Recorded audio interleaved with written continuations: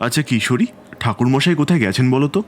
আমরা কখন থেকে এসে বসে অপেক্ষা করছি ওনার জন্য, তা প্রায় মিনিট 30 হতে গেলে এখনো আসলেন না ঠাকুরমশাই। কথাগুলো প্রায় অধৈর্যভাবে বললাম আমি। হ্যাঁ চলো, আজকে না হয় আমরা উঠি। এই আজ হয়তো তারানাথের খুব দেরি হবে বাড়ি ফিরতে, কিন্তু কোথায় গেছে চারিও তো ঠিক বলতে পারলো না। তাই চলো। আধ ঘন্টা হয়ে গেল, এখনো যখন ফিরল না তখন নিশ্চয়ই কোনো দরকারেই গিয়েছেন। ঠিক এমন সময় বাইরে থেকে কার গলার আওয়াজ ভেসে এলো। হ্যাঁ, এ তো আমাদের চেনা ঠাকুরমশাইয়ের গলা। কোথায় গেলি চারিমা? দরজাটা খোল তো। চারি এসে দরজাটা খুলে দিল। তারপর ঘরের ভিতর প্রবেশ করে ঠাকুরমশাই বললেন, ও, তোমরা চলে এসেছো। আসলে আমি একটু দরকারে গিয়েছিলাম, তাই ফিরতে একটু দেরি হয়ে গেল। এই কথা বলে নিজের হাতে করে আনা তেলে ভাজার প্যাকেটটা চারির হাতে তুলে দিয়ে ঠাকুরমশাই বললেন, যা চারিমা, এই কটা একটু মুড়ির সাথে মেখে দে দেখি, খিদে পেয়েছে খুব।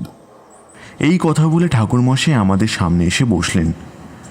ওনাকে একটু ক্লান্ত দেখাচ্ছে আজ। আসলে আমি আর কিশোরী অন্য দিনের তুলনায় আজকে একটু আগেই চলে এসেছি। অন্য দিনের মতো আজকে বৃষ্টি হয়নি বা আকাশ মেঘলাও ছিল না। আকাশ পুরোপুরি পরিষ্কার ছিল। কিন্তু তাড়াতাড়ি এসেও কি হবে, ঠাকুরমশাইকে তা তখনই বাড়িতে পাইনি। আমরা অপেক্ষা করছিলাম। এতক্ষণ ঠাকুরমশাই চুপ করে একটু জিরিয়ে নিলেন। বুঝলে হে কিশোরী, এই পৃথিবীতে এমন কিছু ঘটনা ঘটে যার ব্যাখ্যা হয়তো সাধারণ মানুষ দিতে পারে না, বা ব্যাখ্যা দেওয়া সম্ভব নয় সেই সব ঘটনার। তুমি তো ভূত প্রেত পিশাচ দানব এসব কিছুই মানো না, বা ওই ধরনের যে কোনো কিছু আছে সেটাই বিশ্বাস করতে চাও না। তাই আজ তোমাদের সেরকমই একটা ঘটনা বলি, শোনো। এমন সময় ঘরে বাটি হাতে চারি প্রবেশ করল। বাটিটা তারানাথের হাতে দিয়ে সে আবার চলে গেল। আমি এতক্ষণ চুপ করে শুনছিলাম। আচ্ছা ঠাকুরমশাই, ঘটনাটা শোনানোর আগে একটা কথা বলুন তো দেখি। আজ এত দেরি হলো কেন আপনার? আর আপনাকে ক্লান্তও দেখাচ্ছে। আপনি কোথায় গিয়েছিলেন? সব কিছু ঠিক আছে তো? কোথায় আর যাবো, এই একটু বেরিয়েছিলাম বাইরে। নাও, একটু মুড়ি আর তেলে ভাজা খাও। এই কথা বলে ঠাকুরমশাই একটা তেলে ভাজা ও এক মুঠো মুড়ি মুখে পুরে দিয়ে বললেন, গিয়েছিলাম আসলে একজনের বাড়িতে, সেখানে দাঁড়াও, তোমাদের প্রথম থেকে বলি, তা না হলে বুঝতে পারবে না, তোমাদের আবার বুঝতে অসুবিধা হতে পারে। সেইবার এক রাতে আমি শ্মশানে বসে সাধনা করছিলাম, কর্ণ পিশাচিনীর সাধনা। এই সাধনা করতে গেলে ফাঁকা গুণগত জমি বা শ্মশানেরই প্রয়োজন। এই সাধনা করতে গেলে কোনো সরঞ্জাম লাগে না, একটা তেল বা ঘি দিয়ে প্রদীপ জ্বেলেই করা যায়। আমি সেই অন্ধকার রাতে ফাঁকা শ্মশানে একা বসে নিঃশব্দে সাধনা করার চেষ্টা করছিলাম। তবে আমার মনে একাগ্রতা আনতে পারছিলাম না। যদিও এই সাধনা যে খুব ভালো গোছের তা নয়। এই সাধনা হলো নিচু স্তরের সাধনা। এর থেকে বিরত থাকাই ভালো। এই কর্ণ পিশাচিনী সাধনার মূল লক্ষ্যই হলো লোকের ভূত ভবিষ্যৎ সম্পর্কে জানা। অর্থাৎ এই সাধনায় সফল হলে যে কোনো মানুষের ভূত ভবিষ্যৎ অনায়াসেই জানা যায়। কর্ণ পিশাচী হলেন 64 যোগিনীর মধ্যে একজন। এই সাধনায় সফল হলে তিনি এসে কানের কাছে ফিস ফিস করে কোনো মানুষের ভূত ভবিষ্যৎ সব বলে দেন। তবে এই যোগিনীকে বশে রাখতে জানতে হয়, কারণ একবার বলা শুরু করলে তিনি আর থামতে চান না। এই সাধনা শত্রু নাশ করতেও সক্ষম, তবে সেই যোগিনীকে বশে রাখতে জানতে হবে। তিনি বিরূপ হলেই সাধকের মৃত্যু পর্যন্ত ঘটতে পারে। এমনকি পিশাচিনীর আগমনের কথা সকলের থেকে গোপনে রাখতে হয়। এই সাধনার মূল কথাই হচ্ছে হয় সিদ্ধি, না হয় মৃত্যু। এ সমস্ত কিছু জানার পরও আমি সাধনা করতে প্রস্তুত ছিলাম, কিন্তু বিঘ্ন ঘটল অন্যভাবে। আমি সাধনাতে যতবার মনোনিবেশ করছিলাম ততবারই কিছু ঘটছিল। প্রথমে তো কাদের কথা বলার শব্দ শুনতে পাচ্ছিলাম, তারপর কোনো এক নাকি সুরে হাসির শব্দ ভেসে আসছিল। এগুলো যে কোনো জীবিত মানুষের গলার আওয়াজ নয় সে ব্যাপারে আমি নিশ্চিত ছিলাম। বুঝতে আমার অসুবিধে হয়নি যে এগুলো মৃত মানুষের আত্মার কাজ। শ্মশানে যে তাদেরই বসবাস আমি জেনে বুঝে তাও সাধনায় মনোযোগ দিলাম।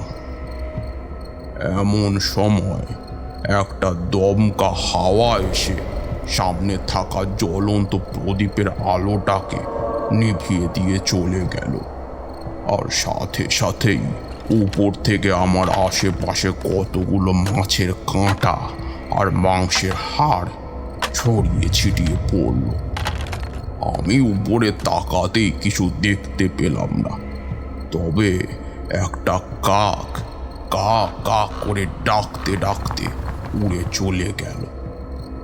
এক আষ্টে গন্ধে শ্মশানটা ভরে গেল।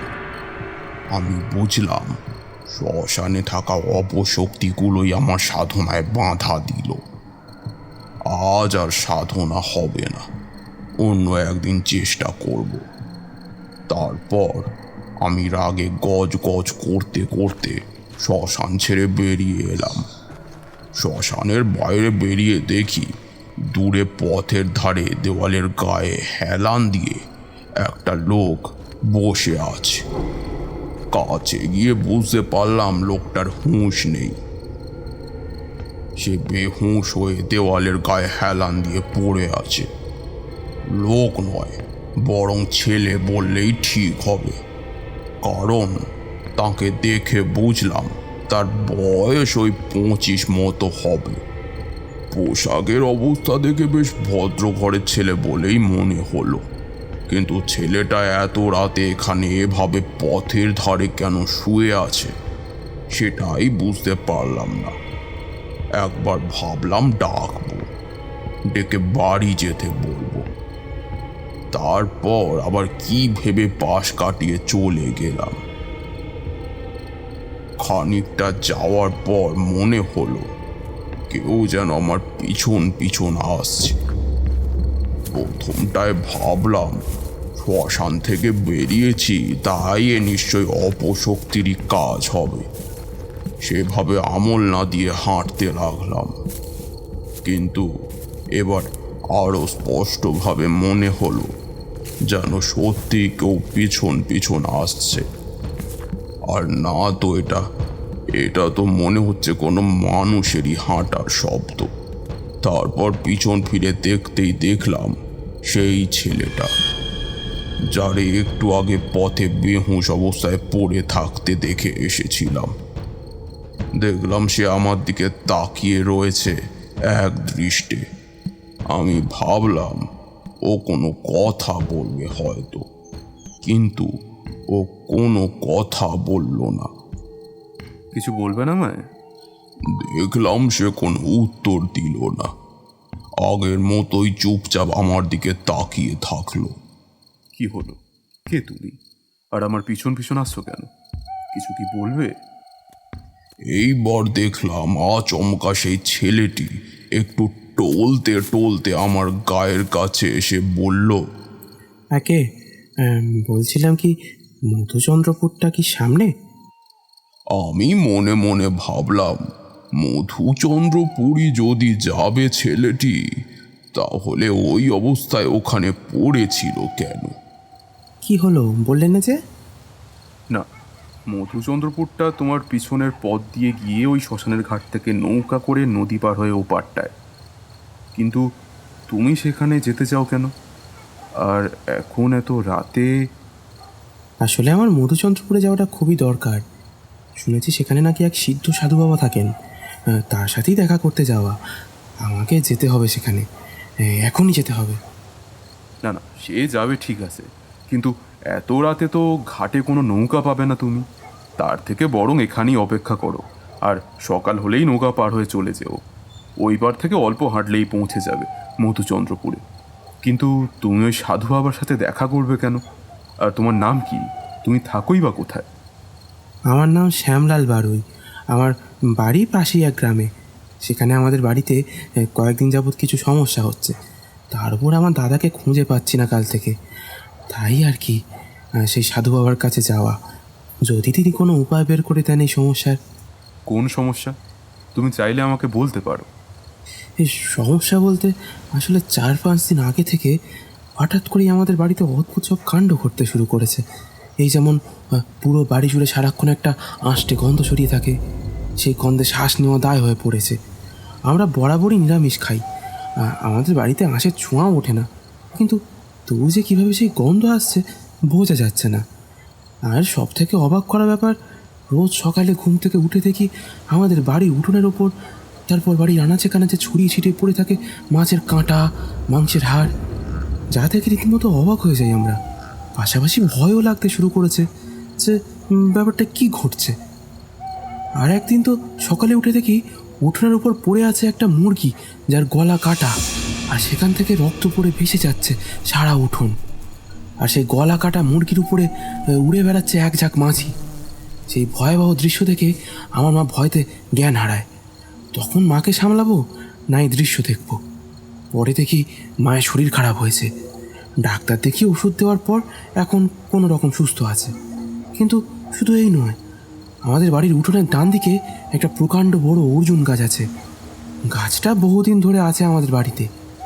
একবার আমার বাবা গাছটা কেটে দিতে চাইছিল, কিন্তু গাছটা গরমকালে খুব ভালো ছায়া দেয়। তাই আমি আর আমার মা সেটা কাটতে বারণ করেছিলাম। এইবার পরশুদিন সকালে উঠে দেখি গাছটার গায়ে বড় বড় করে নখের আঁচড়ানো দাগ, আর সেই ক্ষতচিহ্ন থেকে লাল কষ বেরিয়ে শুকিয়ে গেছে। আমরা তো প্রথমটাই দেখেই ভয় পেয়ে গেলাম। ভাবতে লাগলাম এত বড় নখ তো মানুষের না, বা শিয়াল কুকুরেরও হতে পারে না। তাহলে কি করে সম্ভব? কে করলো এই ভয়ঙ্কর কাজ?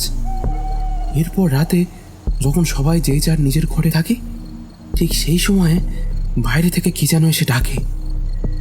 যেমন আমার মা সেদিন রাতে নিজের ঘরে শুয়েছিল, বাবা তখনও বাড়ি ফেরেনি।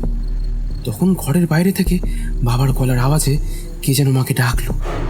মা বাইরে বেরিয়ে এসে কাউকে আর দেখতে পেল না। একদিন হলে বা একজনের সাথে হলে আলাদা ব্যাপার, কিন্তু প্রায় দিনই এমন হতো। তারপর সন্ধ্যা হলে আমার মা তুলসী তলায় প্রদীপ জ্বালতে যেত, কিন্তু সেই শেষের কদিনে জ্বলন্ত প্রদীপ তুলসী মন্দিরের কাছে নিয়ে যাওয়ার আগেই একটা দমকা বাতাস এসে সেটা নিভিয়ে দিত।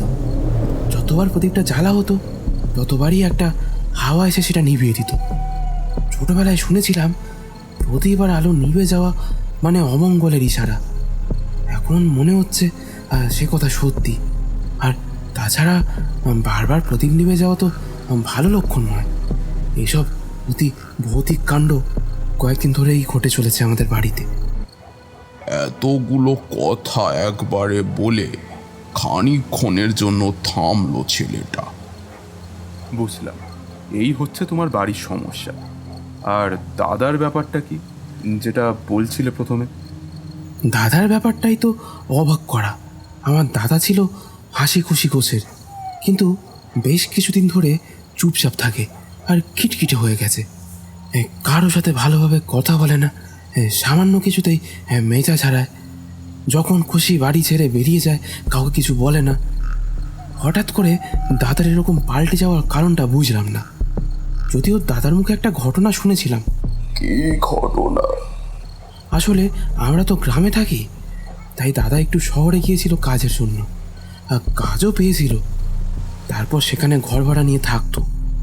কিছুদিন সেখানে কাজ করেই আবার গ্রামে ফিরে এসেছিল। তখন দাদাকে জিজ্ঞেস করায় দাদা বলেছিল দাদা যে অফিসটায় কাজ করতো সেখানে দাদা খুব ভালো কাজ করছিল, আর তার পরিবর্তে বাকি সবার কাছ থেকে খুব প্রশংসাও পাচ্ছিল। কিন্তু একদিন সন্ধ্যায় আমি বসে আছি অফিসে, সবাই সবার কাজ ছেড়ে আগেই চলে গেছে। আমার কাজ খানিকটা বাকি ছিল, সেই কাজ শেষ করে বাড়ি ফিরে যেতাম। তবে অফিসে আমি একা ছিলাম না, আমার বসও ছিল। কোনো এক কারণে বস বাইরে এসে টেবিলের উপর কি একটা খুঁজছিল। তখন কোনো এক অজ্ঞাত কারণবশত আমার মাথাটা খুব গরম হয়ে গিয়েছিল। কে যেন মনের ভিতর বলে দিচ্ছিল, কিরে এই তো সুযোগ, এখনো ছেড়ে দিবি? এখনই সঠিক সময় মেরে ফেল। ভুলে গেলি তোর সাথে কি করেছিল, তার পথটা কি নিবি না? তখন আমার মনে পড়ে গেল 2 দিন আগে বিনা কারণে আমার বস আমার গালে একটা চড় মেরেছিল। সেই রাগটাই এতদিন ধরে ভিতরে চেপে বসেছিল আমার। এখন সেটা বাইরে বেরিয়ে আসতে চাইছে। সত্যি তো, আমার গায়ে হাত তোলাটা তো বসের উচিত হয়নি, একদমই উচিত হয়নি। মাথার মধ্যে জমাট বাঁধা আমার রাগটা তীব্র থেকে আরও তীব্রতর হয়ে গেল। মনে হলো যেন মাথা শরীর কোনোটাই আমার বসে নেই। হঠাৎ করেই পাশে রাখা একটা শক্ত কাঠের বাক্স নিয়ে সব আটে বসিয়ে দিলাম বসের মাথা লক্ষ্য করে একবারই। আর তারপর দেখলাম বসে আঘাত পাওয়ার পর একটা আর্তনাদ করে মাথায় হাত দিয়ে সেখানেই মেঝেতে লুটিয়ে পড়ল। বসের মাথা ফেটে মেঝেতে গড়িয়ে পড়ল টাটকা লাল রক্ত। তাই দেখে আমি খুব আনন্দ পেলাম, মন খুলে হাসলাম, আর মনে মনে ভাবলাম ভালোই হয়েছে, শেষ হয়েছে শয়তানটা। পরে মাথা ঠান্ডা হলে আমি আর এক মুহূর্ত সেখানে দেরি করিনি। পরদিনই সেখান থেকে বাড়ি চলে এসেছিলাম। এই বলে শ্যামলাল থামলো। আমি মনে মনে ভাবলাম, ছেলেটা বলছিল দাদার ঘটনা, তারপর সেখান থেকে আমি করে বলল কেন? মানে কি ছেলেটা? এই কথা ভেবে আমি শ্যামলালকে জিজ্ঞেস করব ভাবলাম, যে দাদার কথা বলতে বলতে এমনভাবে বলল যেন নিজে সেখানে ছিল। ব্যাপারটা কি? কিন্তু কথাটা বলে ওঠার আগেই দেখলাম ছেলেটা ঢলে পড়ল মাটিতে। আমি ধরে সরিয়ে গাছতলায় নিয়ে গেলাম। তখনই ওর গাল থেকে নৈশ পানীয়ের গন্ধ ভেসে এলো। যদিও ওর কথা বলার ধরন দেখে আমি অনেকক্ষণ আগেই সে কথা টের পেয়েছিলাম। ছেলেটাকে গাছতলায় শুইয়ে আমিও একটু শুয়ে নিলাম। ভোর হতে আর কিছুক্ষণ মাত্র বাকি, রাত তো শেষ হয়েই এলো। তারপর ভোর হতে ঘুম ভেঙে দেখি শ্যামলাল আমার দিকে তাকিয়ে বসে আছে। আমি উঠে বসতেই সে বলল, ঠাকুর, কাল রাতে এখানে ঘুমিয়ে পড়েছিলেন? আসলে কাল আমি একটু মাদকদ্রব্য সেবন করেছিলাম, সেই কারণেই টাল সামলাতে পারিনি। তারপর আর আমার কিছু মনে নেই, শুধু মনে আছে আপনাকে দেখেছিলাম, আর কি কথা বলছিলাম তা নিজেই জানি না। ঠিক আছে ঠিক আছে, অত ব্যস্ত হতে হবে না। এখন তো ঠিক আছো? কাল রাতে তুমি বলছিলে মধুচন্দ্রপুরে যাবে। তুমি যদি কিছু মনে না করো তাহলে কি আমি তোমার সাথে যেতে পারি? আপনি যাবেন ঠাকুর? সে তো আমার ভাগ্য। না না, সেরকম কিছু না। আসলে আমার এখন কোথাও যাওয়ার নেই, তাই যদি তোমার কোনো সাহায্য করতে পারি। আচ্ছা চলো, আমরা বেরিয়ে পড়ি, আর সময় নষ্ট করে লাভ নেই। এই কথা বলে আমরা পথে বেরিয়ে পড়লাম। হাঁটতে হাঁটতে পৌঁছে গেলাম শ্মশানের পাশের সেই ঘাটে। সেখানে গিয়ে দেখলাম নৌকাটা ওই পার থেকে এদিকেই আসছে। কাছে আসতেই আমরা দুজনে উঠে পড়লাম নৌকায়। গরমকাল তো, তাই নদীর অবস্থা খুব একটা ভালো নেই। নদীর জল শুকিয়ে গেছে। কিছুদিন পরই বর্ষাকাল, তখন আবার নদীর অবস্থা ফুলে ফেঁপে উঠবে। নদীর অবস্থা দেখতে দেখতে আমরা নদী পার করে হাঁটতে লাগলাম ওই পারের পথ দিয়ে। খানিকটা যেতেই আমরা পৌঁছে গেলাম মধুচন্দ্রপুরে। মধুচন্দ্রপুরের নামটা আমি আগে শুনেছিলাম ঠিকই, কিন্তু সেভাবে আসা হয়নি কখনো। তাই এইবার যখন সুযোগ পেলাম তখন আর সুযোগটা ছাড়তে পারলাম না। সেখানে পৌঁছে দেখলাম সুন্দর গাছপালার মধ্যে দিয়ে ছোট্ট একটা গ্রাম, মাটির পথ, আশেপাশে ফাঁকা মাঠ, আর তার মাঝে মাঝে মাটির বাড়ি দেখা যাচ্ছে। বেশ সুন্দর জায়গা, তবে পথের মাঝে একটা বাজার পড়ল, আর সেখানেই আমি অবাকটা হলাম। বাজারের সামনে দিয়ে আমি আর শ্যামলাল হেঁটে চলেছি। ঠিক এমন সময় পেছন থেকে একটা বাচ্চা ছেলে শ্যামলালকে দেখে ডেকে উঠল। শ্যামদা, ও শ্যামদা, এই কোথায় গিয়েছিলে? শহরে বুঝি? এই আর তোমার সঙ্গে কি দাদুটিকে? দেখলাম পিছন ফিরে বাচ্চা ছেলেটাকে দেখে শ্যামলাল কিছুক্ষণ ভাবলো, যেন কিছু মনে করবার চেষ্টা করছে। আমি এই শহরে তুই কে? এ কথা শোনা মাত্র আমি তো অবাক হয়ে গেলাম। আমি যা বুঝেছিলাম বাচ্চা ছেলেটা চেনে শ্যামলালকে, সে হিসাবে শ্যামলালেরও বাচ্চাটাকে চেনা উচিত ছিল। কিন্তু কিন্তু শ্যামলাল কেন তাকে চিনতে পারছে না? বাচ্চাটা শ্যামলালের থেকে এমন উত্তর শুনে একটু অবাক হয়। আমায় চিনতে পারছো না বুঝি? আচ্ছা আচ্ছা, ঠিক আছে, ছাড়ো সব। এই বাড়ি চলো, তোমার মা তোমাকে খুঁজে চলেছে কাল থেকে। এই কথা শোনা মাত্র আমি আরও অবাক হয়ে গেলাম। শ্যামলাল তো বলেছিল ওর বাড়ির পাশের একটা গ্রামে, আর মধুচন্দ্রপুরে ও এক সাধু বাবার খোঁজে এসেছে। কিন্তু এখানে এসে তো শুনছি এখানেই ওর বাড়ি। ব্যাপারটা কি হলো আমি কিছুই বুঝতে পারলাম না। দেখলাম শ্যামলাল খানিকক্ষণ এদিক ওদিক মাথা ঘুরিয়ে বলল, বাড়ি? কোথায় বাড়ি? আমি তো এখানে একটা কাজে এসেছি। আচ্ছা ঠিক আছে, তুমি চলে আসো, আর দাদু তুমিও চলো আমার সাথে। আমি দেখলাম বাচ্চা ছেলেটা শ্যামলালের হাত ধরে টানতে টানতে নিয়ে চলল। আমিও চললাম ওর সাথে। তারপর গিয়ে দেখি বাচ্চা ছেলেটা একটা বাড়ির সামনে এসে থামলো। বাড়িটা দেখে মনে হলো স্বাভাবিক দোতলা বাড়ি, কিন্তু বাড়ির মধ্যে একটা লক্ষ্মীশ্রী ভাব আছে। কিন্তু কোনো কারণে হয়তো সেইভাবে ব্যাঘাত ঘটেছে। বাচ্চাটা আমাদেরকে বাড়ির ভিতরে নিয়ে যাওয়া মাত্র দেখলাম একটি বয়স্ক মহিলা আমাদের কাছে এসে সেই ছেলেটিকে বলছে, কি রে, তুই কোথা থেকে তোর শ্যামদাকে ধরে আনলি? কোথায় ছিল ও এতদিন? আর বলো না জেঠি, শ্যামদাকে দেখলাম এই দাদুর সাথে রাস্তা দিয়ে হেঁটে আসতে, এই তাই বাড়ি নিয়ে চলে আসলাম। নাও তুমি দেখো, আমি আসি এবার। এই কথা বলে বাচ্চা ছেলেটা চলে গেল। আমি দেখলাম ওই মহিলা শ্যামলালের মাথায় হাত দিয়ে বলল, আয় আয় আয় বাবা, ঘরে আয়, ঘরে আয়। আর আপনিও ভিতরে আসুন ঠাকুর, ভিতরে আসুন।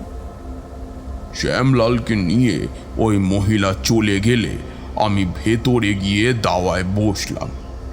খানিকক্ষণ বসার পর দেখলাম ওই মহিলা আমার জন্য খাবার নিয়ে এসেছে। সকালবেলা গরম গরম লুচি আর আলুর দম।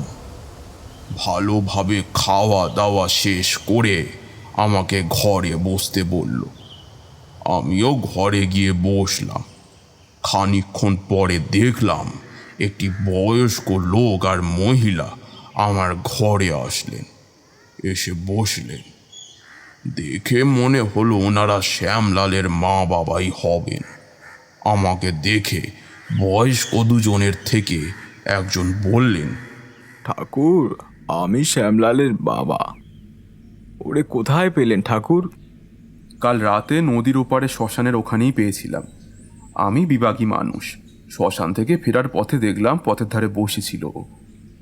আমি ব্যাপারটা বুঝতে না পেরে জিজ্ঞেস করেছিলাম যে কেন ওখানে ওইভাবে বসে আছে। তারপর সে বলেছিল যে সে মধুচন্দ্রপুরে যাবে, সেখানে নাকি এক সাধু বাবা থাকেন, তিনি ওর বাড়িতে হওয়া সমস্যার সমাধান করবেন। কাল রাতে তো আর আসা হয়নি, তাই আজ সকালে আসি ওর সাথে। আর তারপর তো আপনারা সব জানেনই। বাড়িতে সমস্যা? সে কি আর নামের সমস্যা? সে গুরুতর সমস্যা। ঠাকুর, আপনি আমাদের আপনি করে বলবেন না, দয়া করে তুই বা তুমি বলুন। আচ্ছা, তো তোমাদের বাড়ির সমস্যাটা কি সেটা যদি আমাকে খুলে বলো, আমি তাহলে কিছু সাহায্য করে দেখতে পারি। দেখলাম শ্যামলাল যা বলেছে এনারাও সেই একই কথা বলল, শুধু একটা নারকীয় ঘটনা বলল যা শ্যামলাল আমাকে বলেনি। একদিন দুপুরবেলা একসাথে আমরা সবাই খেতে বসেছি। আমার ছেলের পাতে একটা চুল পড়তেই তাই নিয়ে আমার ছেলে বৌমার সাথে তুমুল অশান্তি করে। প্রথমে কথা কাটাকাটি, তারপর তো গায়ে হাত দিয়ে দিল আমাদের সামনে। বৌমার চুলের মুঠি ধরে মারতে লাগলো। আমরা তো সবাই অবাক, এ কোন ছেলেকে আমরা দেখছি। আমরা বাধা দিয়ে ওর সাথে পেরে উঠলাম না। হঠাৎ করে ওর গায়ে যেন এক পাশবিক বল চলে আসলো।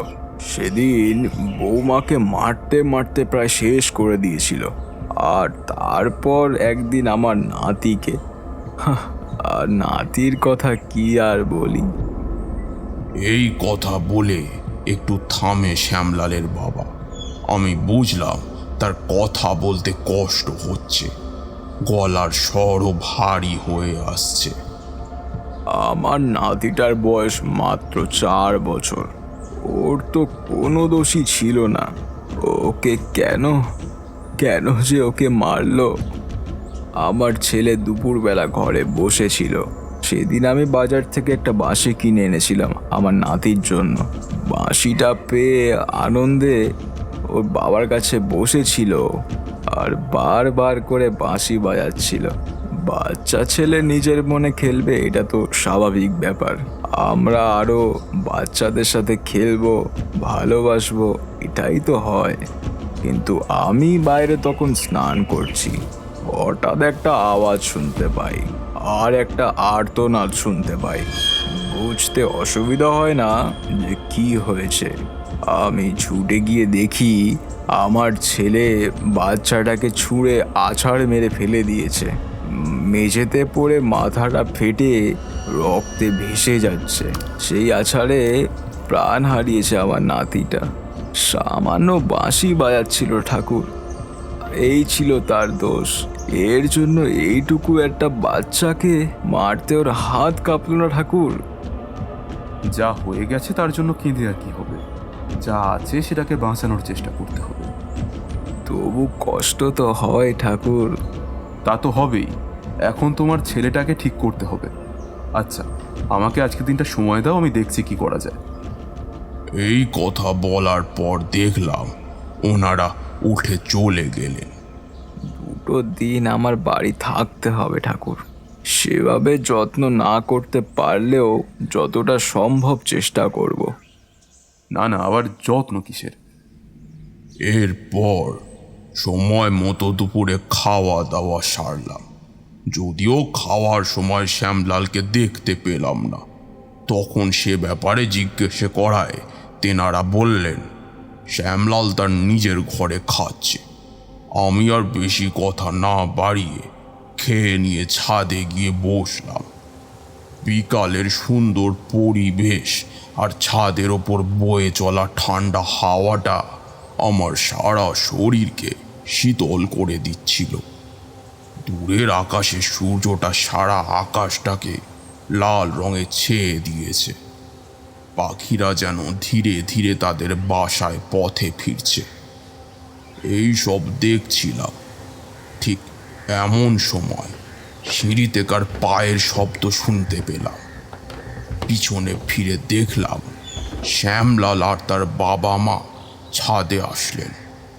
তেনারা এসে আমার সামনে একটা মাদুর পেতে বসলেন। আমি মেঝেতেই বসেছিলাম, তাই দেখে তেনারা একটা আসন আনতে পাঠাচ্ছিলেন আমার বসার জন্য, কিন্তু আমি মেঝেতেই ঠিক আছি বলে ওনাদের আশ্বস্ত করলাম।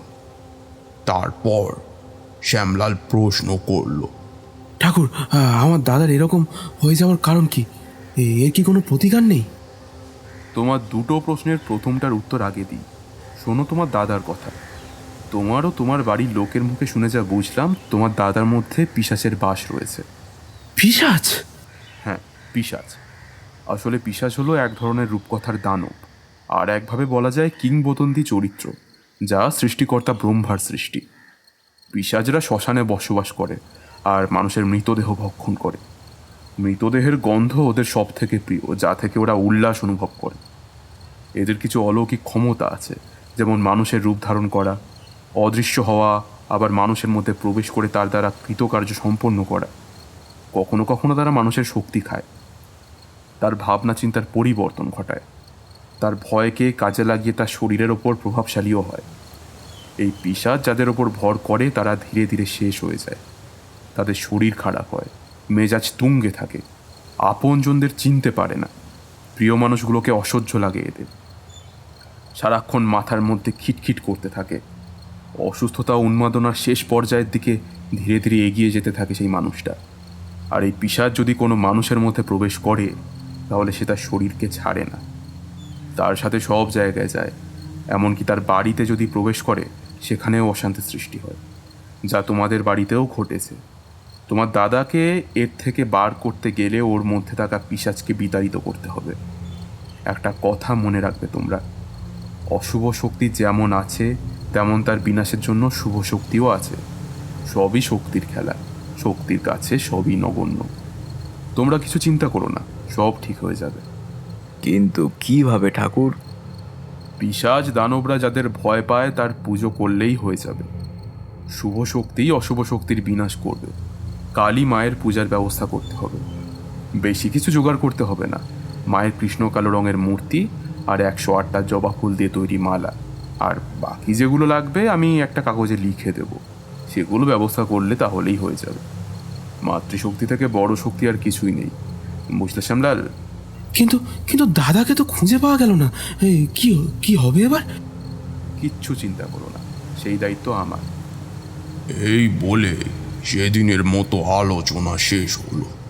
যথারীতি পরের দিন রাতে সব জোগাড় শেষ করে পূজাতে বসলো ঠাকুর মশাই। হ্যাঁ, ঠাকুর মশাইকে খবর দেওয়া হয়েছিল, কারণ আমি নিজে পূজাটা করব না। অবাকটা হলাম পূজা শুরু হওয়ার পর। আমরা সবাই এতক্ষণ মায়ের সামনে বসে পূজা দেখছিলাম।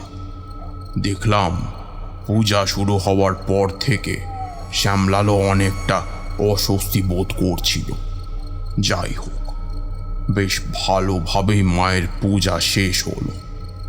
তারপর মায়ের পূজা শেষ হওয়ার সাথে সাথেই ঠাকুর মশাই বললেন, কাকে কাকে এই মায়ের সামনে এই মন্ত্রপুত আসনে বসাবেন? ঠাকুর, এইবার দাদাকে আনুন। পুরোহিত মশাই ডাকছেন যে। হ্যাঁ, যাচ্ছি। এই কথা বলে আমি ধীরে ধীরে শ্যামলালের দিকে এগিয়ে গেলাম। তারপর তাকে বললাম, তোমার দাদা আসছেন, তার আগে তুমি বসো। দেখলাম শ্যামলালের মুখটা এক মুহূর্তে ফ্যাকাশে হয়ে গেল। কোথা থেকে যেন তার মুখের নিজস্বতা ভাবটাই হারিয়ে গেল। তবু সে ভালোভাবে বলার চেষ্টা করলো যে তাকে কেন, সেই আসনে দাদাকে বসাবে তো। আমি ওর কোনো কথা না শুনে ওকে বললাম, আগে তুমি চলো, তারপর তোমার দাদা বসবে। এই বলে শ্যামলালের হাত ধরে তুলে টানতে টানতে নিয়ে আসলাম মায়ের আসনের সামনে। আমি লক্ষ্য করলাম ওর মধ্যে হঠাৎ করে ছটপটানির আবির্ভাব হলো, আর সেটা বেড়েও গেল। ওর চোখের মধ্যে খেয়াল করতে দেখলাম ওর চোখের সাদা অংশটা লাল রক্তবর্ণ হয়ে গিয়েছে। তার চোখের দিকে তাকানো যায় না। তার শরীর এখন হিংস্র হয়ে উঠেছে। শুভ শক্তির আবির্ভাবের কারণে ভয়তে তার ভিতরের পিশাচটা জেগে উঠেছে। এ কথা বুঝতে আমার এক মুহূর্ত সময় লাগলো না। এতক্ষণে ওর বাবা, মা ও ঠাকুর মশাই এসে ওর হাত ধরে মায়ের মূর্তির সামনে রাখা আসনের ওপর বসালো। শ্যামলাল আসনে বসার সাথে সাথেই তার মধ্যে যেন পৈশাচিক শক্তির তীব্রতা বেড়ে গেল। ও ছটফট করতে করতে হাতটা ছাড়িয়ে নেয় ওর বাবার হাত থেকে। এতক্ষণ ওর বাবা ধরে রেখেছিল ওকে। শ্যামলাল এক ধাক্কা দিয়ে ওর বাবাকে পিছনে ঠেলে দিল। ওর বাবা পড়ে গিয়ে পায়ে একটু আঘাত পেল। এদিকে হঠাৎ করে কোথা থেকে একটা দমকা হাওয়া এসে সব কিছু উড়িয়ে দিতে চাইল। উঠোনে থাকা সেই অর্জুন গাছের একটা ডাল ভেঙে পড়ল নিচে। মাথার উপর কালো কাকের দল কা কা করে ডাকতে লাগলো, যেন ওরাও কোনো কিছুর আভাস পেয়েছে। তারপর মায়ের সামনে থাকা প্রদীপটা হাওয়ার দাপটে নিভে যাচ্ছিল। আমি সাথে সাথে ইশারা করতে শ্যামলালের মা গিয়ে প্রদীপটার পাশে হাত দিয়ে এমনভাবে ঢেকে রাখলো যাতে প্রদীপের আলোটা নিভে না যায়।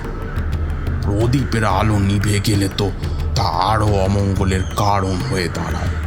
আমি দেখলাম অবস্থা ভালো দিকে যাচ্ছে না। শ্যামলাল এক আক্রোশে মুখ দিয়ে চাপা গর্জন করছে। তাই দেখে আমি পুরোহিত মশাই ও শ্যামলালের বাবাকে বললাম শ্যামলালকে দুই পাশ থেকে শক্ত করে ধরে রাখতে। তারপর আমি তাড়াতাড়ি গিয়ে মায়ের চরণ থেকে আশীর্বাদ দিয়ে একটি জবা ফুল নিয়ে মনে মনে ঈশ্বরের নাম স্মরণ করতে করতে ওর কপালে ধরে থাকলাম।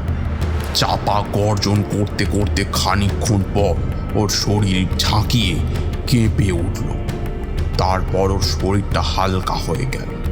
ও লুটিয়ে পড়ল মেঝের উপর। মনে মনে বুঝলাম মায়ের আশীর্বাদে কাজ হয়তো হয়ে গেছে। আমার বলায় ওর চোখে মুখে জল ছেটানো হলো।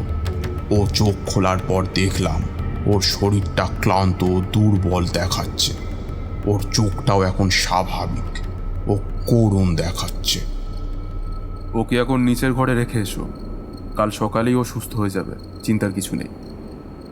এরপর ওর বাবার হাতে মায়ের চরণে থাকা একটা ফুল দিয়ে বললাম, এটা খুব যত্ন সহকারে তোমার ছেলের মাথায় ও বুকে ছুঁয়ে তুলসী মন্দিরের পাশে মাটিতে পুঁতে দাও। আর এই নাও, মায়ের এই প্রসাদটা ওকে কাল স্নান করে মায়ের নাম স্মরণ করে খেতে বলবে, তাহলেই হবে। আর আমার কাজ এখানেই শেষ। এরপর থেকে আর কোনো অসুবিধা হবে না তোমাদের। মায়ের আশীর্বাদে তোমার ছেলে এখন সুস্থ। ঠাকুর, আপনি সত্যি বলছেন? আমি তো ভাবতেই পারিনি এই সমস্যা থেকে আমি মুক্তি পাবো। আমি যে আপনাকে কি বলে ধন্যবাদ দেব ঠাকুর, সে তো আমি নিজেও জানি না। আপনি না থাকলে এই সমস্যা থেকে যে কিভাবে আমি মুক্তি পেতাম তা আমি নিজেও জানি না। ভাগ্যিস আপনি এসেছিলেন আমার বাড়ি। না না, ধন্যবাদ দিতে হবে না। আপনার ছেলে এখন ঠিক হয়ে গেছে, এটাতেই আমার শান্তি। আপনি যদি কিছু মনে না করেন একটা প্রশ্ন করতে পারি ঠাকুর? হ্যাঁ হ্যাঁ, নির্দ্বিধায় করুন, যা মনে আছে তা বলে ফেলুন। আমার ছেলের মধ্যে থেকে নয় পিশাচ বেরিয়ে গেছে, সেটা বুঝলাম, কিন্তু ওর ভিতরে পিশাচ প্রবেশ কি করে করলো এটাই তো জানতে পারলাম না। সেটা কি আপনি জানেন? যদি জানেন আপনি কি সেটা বলবেন? হ্যাঁ জানি। তোমার ছেলে কোনো একদিন রাতে শ্মশানে গিয়েছিল বা তার আশপাশ থেকে ঘুরে এসেছে। সেখান থেকে এই পিশাচ তোমার ছেলের ভিতরে প্রবেশ করে। আসলে এই ধরনের পিশাচ বা অপশক্তি শ্মশানেই থাকে। মানুষ পেলে তার মধ্যে ঢুকে এই ধরনের কাণ্ড বাঁধায়। যতক্ষণ না নিজের বাসনা পূরণ হয় ততক্ষণ পর্যন্ত শরীর ছাড়ে না। কখনো কখনো যার শরীরে ঢোকে শেষ না করে শরীর ছাড়েও না। দেখলাম শ্যামলালের বাবার চোখের কোণায় জল চিকচিক করছে। নিজের ছেলেকে ফিরে পাওয়া আর নাতি ও বৌমাকে হারানোর অশ্রু ওটা। আনন্দ ও দুঃখের অশ্রু মিলিত হয়ে জড়ো হয়েছে চোখের কোণায়। ঠাকুর, আপনার আশীর্বাদে আমার ছেলেটা এখন সুস্থ। আমি বললাম না, আমার আশীর্বাদে নয়, মায়ের আশীর্বাদে সে এখন সুস্থ। আশা করি আর কোনো সমস্যা হবে না। আচ্ছা, এইবার আমি আসি। এই কথা বলে আমি সেখান থেকে চলে এসেছিলাম। বরাবরই কাজ মিটে যাওয়ার পর কোনো জায়গায় থাকতে আর আমার মন চায় না, কারণ কোনো এক জায়গায় আমার মন টেকে না। তা তো তোমাদের আগেই বলেছি। অনেক দিন পর আজ সকালে শ্যামলালের সাথে পথে দেখা হয়, ও আবার আমাকে ওর বাড়ি নিয়ে গিয়েছিল। তাই আজ দেরি হয়ে গেল বাড়ি ঢুকতে, আর তোমাদের অতক্ষণ অপেক্ষা করতে হয়েছিল। সবই বুঝলাম ঠাকুরমশাই, কিন্তু একটা প্রশ্ন যে থেকেই গেল। প্রশ্ন? কি প্রশ্ন? তোমার গল্প অনুযায়ী শ্যামলালের দাদার মধ্যে পিশাচ বাস করছিল, কিন্তু পূজার দিন ওর দাদার জায়গায় শ্যামলালের মধ্যে পিশাচ কোথা থেকে এলো? ও, এই প্রশ্ন। আসলে এর উত্তরটা খুবই সহজ। শ্যামলালের কোনো দাদা ছিল না। ওর ভিতর পৈশাচিক শক্তি ভর করার পর থেকে ও কি করতো তাও নিজেই ভুলে যেত, কোথায় যেত তাও নিজে জানতো না। আমি প্রথম দিনই বুঝতে পেরেছিলাম যখন ওর অফিসে দাদার ঘটনাটা বলার সময় দাদা থেকে নিজেকে নিয়ে বলতে শুরু করেছিল। তখনই আমার সন্দেহ হয় যে এ নিশ্চয়ই পৈশাচিক প্রভাব। তারপর মধুচন্দ্রপুরে ব্যাপারটা টের পেয়ে বুঝে গেছিলাম। আসলে অশুভ শক্তি মানুষের শরীরের সাথে সাথে মানুষের মনের ওপরও প্রভাব ফেলতে পারে। আচ্ছা, তুমি না হয় আগে থেকেই আঁচ করতে পেরেছিলে, কিন্তু ওর মা বাবা কি জানতো? ওর বাবা মা জানতো, আর তারা শ্যামলালের অনুপস্থিতিতে সে কথা আমাকে জানিয়েও ছিলেন। আর ওরা যখন বলেছিল আমায়, তখন আমিও আমার ধারণার কথা ওদের বলেছিলাম। এমনকি শেষও দাদার বদলে যে শ্যামলালকে বসানো হবে মায়ের সামনে, সে কথাও তাদের তখনই জানিয়ে দিয়েছিলাম আমি। আচ্ছা, বুঝলাম এইবার। এই আপনার এই ঘটনা শুনে একটাই কথা আমার মনে আসছে। কি? পৈশাচিক মায়াজাল। বেশ বলেছ তো, সত্যিই তাই। বুঝলে কিশোরী, সেদিন একটা কথা আমার মনে পড়ছে আজ। কোন কথা? সেদিনের সেই কর্ণপিশাচিনী সাধনা ভঙ্গের কারণটা হয়তো মধুসুন্দরী দেবীর আশীর্বাদ ছিল। কারণ সে সময় হয়তো শ্যামলালের আমাকে প্রয়োজন ছিল, আর আমি হয়তো সেই সাধনার জন্য তখনও যোগ্য হয়ে উঠিনি। এতক্ষণ গল্প করতে করতে কখন যে তেলে ভাজাগুলো শেষ করে ফেলেছি তা আমরা নিজেরাও বুঝতে পারিনি। তারানাথের গল্প শেষ হওয়ায় আমরা তাকে বিদায় জানিয়ে বাড়ির পথে রওনা দিলাম, আর মনে মনে ভাবলাম আজকের গল্পটা বেশ অন্যরকম ছিল।